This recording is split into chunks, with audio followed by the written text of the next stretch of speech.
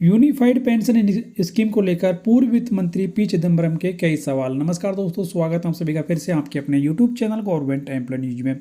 दोस्तों, जब से केंद्र सरकार के द्वारा सरकारी कर्मचारियों के लिए एनपीएस के बदले ओपीएस को लागू करने का ऐलान किया गया है, तब से यूपीएस हर एक विशेषज्ञ के निशाने पर है। तो इसी कड़ी में पूर्व वित्त मंत्री पी चिदम्बरम के द्वारा कई सवाल इस योजना को लेकर किए गए हैं, जिनके बारे में इस वीडियो में आपको जानकारी दी जाएगी। तो वीडियो को आप लास्ट तक जरूर देखें।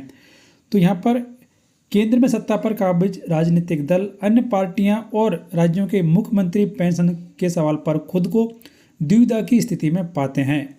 भारत में एक निश्चित आयु वर्ग के लोगों को पेंशन नहीं मिल रही है। यहाँ तक इस तरह की कोई भी सामाजिक सुरक्षा योजना भी नहीं है जो नागरिकों को पेंशन दिला सके। निजी क्षेत्र में लाखों की संख्या में लोग काम कर रहे हैं जिन्हें सेवानिवृत्ति पर कोई पेंशन नहीं मिलती है। यहाँ तक कि भारतीय सेना के शॉर्ट सर्विस कमीशन वाले अधिकारियों को भी पेंशन नहीं मिलती है, ऐसा कहना है पी चिदम्बरम जी का। और आगे भी कुछ महत्वपूर्ण सवाल उन्होंने खड़ा किए हैं यूपीएस को लेकर, जिसके बारे में भी आपको बताया जाएगा। लेकिन वीडियो में आगे बढ़ने से पहले यूपीएस के बारे में आपकी क्या राय है, कमेंट बॉक्स में जरूर लिखें। जब तक लोगों में जीवन प्रत्याशा कम थी, पेंशन का कोई खास महत्व नहीं था। उस समय कुछ ही लोगों को पेंशन मिलती थी, लेकिन ऐसे कुछ लोग थे जो सेवानिवृत्ति के बाद अधिक समय तक जीते थे। 1947 में जब भारत स्वतंत्र हुआ, तब जीवन प्रत्याशा 35 वर्ष से कम थी। आज यह 70 वर्ष से थोड़ा अधिक है। औसत रूप से पेंशन की बाध्यता को रिटायरमेंट के 10 से 12 सालों तक बनी रहेगी, लेकिन अगर पारिवारिक पेंशन की व्यवस्था है तो यह जीवन साथी को भी जारी रह सकती है। यही वजह है कि ज़्यादातर नियोक्ता पेंशन को लेकर सतर्क रहते हैं, लेकिन कर्मचारियों के लिए यह मामला काफ़ी महत्वपूर्ण है। उनका मानना है कि पेंशन उनकी लंबी वफादारी के साथ पूर्ण सेवा द्वारा प्राप्त किया गया अधिकार है, या पेंशन ही सेवानिवृत्ति के बाद सम्मानपूर्वक जीने के अधिकार का रास्ता है। सरकारी कर्मचारियों को पेंशन के अधिकार पर हुई बहस में जीत हासिल हुई, और यह बिल्कुल सही फैसला था। जिन लोगों ने पेंशन से वंचित लोगों की तरफ इशारा किया, उन तक भी पेंशन की सुविधा पहुंचनी चाहिए। सही मायनों में सभी वर्ग के लोगों के लिए एक सार्वभौमिक पेंशन योजना होनी चाहिए। जैसे जैसे सरकारी कर्मचारियों के लिए पेंशन की शुरुआत हुई, एक सुनिश्चित न्यूनतम पेंशन की अवधारणा ने भी जड़ें जमा ली। यह अवधारणा अंतिम प्राप्त मूल वेतन और महंगाई के 50% पर टिकी। तो अब जान लीजिए कि कब और कैसे कैसे बदली परिस्थितियां। जब जनवरी 2004 में नई पेंशन योजना ने पुरानी पेंशन योजना की जगह ली, तो इसने पेंशन के 2 स्तंभों को हिलाकर रख दिया। इसने गैर अंशदायी परिभाषित लाभ योजना को मौलिक रूप से परिभाषित अंशदान योजना में बदल दिया और चुपचाप न्यूनतम पेंशन की अवधारणा को छोड़ दिया। इसका विरोध शुरू हो गया। तत्कालीन प्रधानमंत्री अटल बिहारी वाजपेयी ने घुटने नहीं टेके, और उनके बाद प्रधानमंत्री मनमोहन सिंह ने भी 10 सालों तक इसके लिए कोई माहौल तैयार नहीं होने दिया। इसी तरह नरेंद्र मोदी भी 10 सालों तक आगे नहीं बढ़े, लेकिन 2024 के लोकसभा चुनाव के परिणामों ने पूरी स्थिति को ही बदल डाला। 3 अगस्त 2022 को जारी पीआईबी की एक विज्ञप्ति के अनुसार केंद्र सरकार के पेंशन भोगियों की कुल संख्या 69,76,240 थी। 2024-25 में पेंशन पर बजटीय खर्च 2,43,296 करोड़ रुपए है।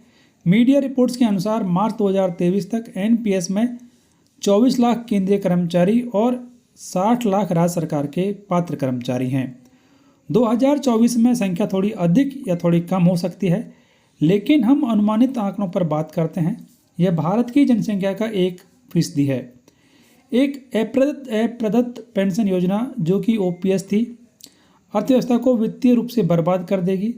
सरकारें वर्तमान राजस्व से भुगतान नहीं कर सकती। किसी को इस योजना को वित्त पोषित करना होगा। यह या तो सरकार है या कर्मचारी या फिर दोनों। एनपीएस एक ऐसी योजना थी जिसे सरकार 14% और कर्मचारी 10% दोनों द्वारा वित्त पोषित किया गया था।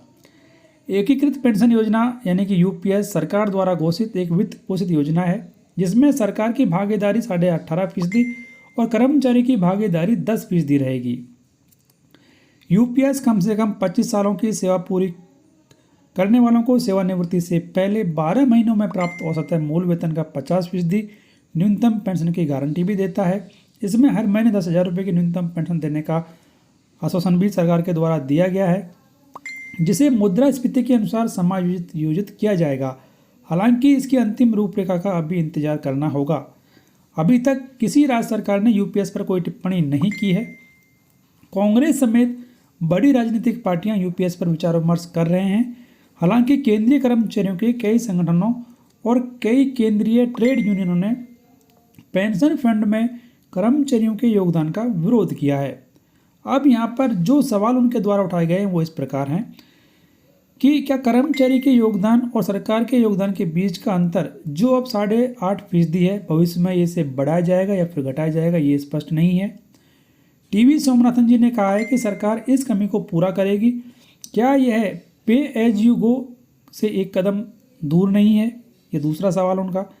अगर योजना का 10+10% अनुमोदित पेंशन फंड प्रबंधकों को सौंपा जाएगा तो क्या 8.5% योगदान का निवेश किया जाएगा, और यदि हाँ तो इसके किसके द्वारा और कहाँ? यानी कि जो 8.5% कंट्रीब्यूशन है वो कहाँ जाएगा, कौन उसको निवेश करेगा, कहाँ करेगा, ये अभी स्पष्ट नहीं है। चौथा सवाल कि पहले वर्ष के लिए 6,250 करोड़ रुपए की अतिरिक्त धनराशि को कम करके आंका गया है, ऐसा प्रतीत होता है, तो क्या यह सच है? और पांचवा सवाल यहाँ पर कि क्या कैबिनेट द्वारा यूपीएस को मंजूरी दिए जाने से पहले राज्य सरकारों से परामर्श किया गया था? क्या कर्मचारी संघ इसमें शामिल होंगे? अब यह देखना भी दिलचस्प है कि हितधारक इस दुविधा से कैसे बाहर निकलते हैं। तो ये कई सवाल जो कि पूर्व वित्त मंत्री जी के द्वारा खड़े किए गए हैं, यानी कि अभी सभी विशेषज्ञ यूपीएस को लेकर एक स्पष्ट राय नहीं बना पा रहे हैं और यूपीएस फिलहाल किसी को भी पूरी तरीके से समझ में नहीं आ रही है कि ये फ़ायदेमंद रहेगी या फिर नुकसानदायक रहेगी, क्योंकि पहले ओपीएस की जगह पर एनपीएस को लाया गया, अब एनपीएस के बदले यूपीएस को लाया गया है। तो सभी इसी योजना को लेकर कंफ्यूज हैं कि किस तरीके से कौन सी बेहतर पेंशन योजना को अपनाया जाए। लेकिन ये बड़े सवाल खड़े किए हैं पूर्व वित्त मंत्री और पूर्व केंद्रीय मंत्री पी चिदम्बरम जी के द्वारा। तो इनके बारे में आपकी राय कमेंट बॉक्स में जरूर लिखें। वीडियो को लाइक और शेयर करें, चैनल सब्सक्राइब और बेल आइकन प्रेस कर लें हर एक यूजफुल अपडेट सबसे पहले देखने के लिए।